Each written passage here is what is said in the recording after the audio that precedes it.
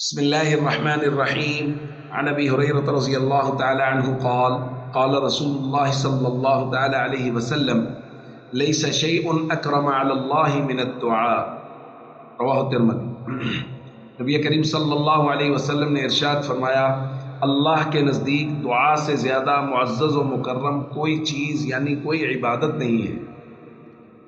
دوستو، دعا کی نبی کریم صلی اللہ علیہ وسلم نے بہت تلقین فرمائی ہے اور اس کے بہت سے فضائل بیان فرمائے ہیں، اور اس سے بڑی کیا فضیلت ہوگی کہ نبی کریم صلی اللہ علیہ وسلم فرما رہے ہیں کہ اللہ کی نظر میں بہت زیادہ قابل عزت اور احترام عبادت جو ہے وہ دعا مانگنا ہے.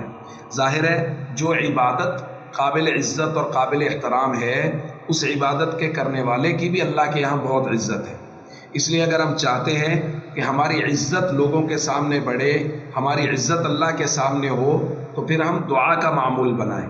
اور خاص طور پہ رمضان المبارک کی ساعت میں بارہا درخواست کی جا رہی ہے، روزانہ کی بنیاد پہ عبادت کا معمول اور دعا کا معمول بنائیں. روزانہ کی بنیاد پہ وقت نکالیں اور اپنی تمام تر ضروریات کو اللہ کے سامنے پیش کریں کہ اللہ ہماری تمام ضروریات کو پورا کرنے پر قادر ہے. اور ساتھ ساتھ دعا کا فائدہ یہ ہے کہ اللہ کے نظر میں دعا مانگنے والے لوگوں کی بہت عزت اور قدر ہے.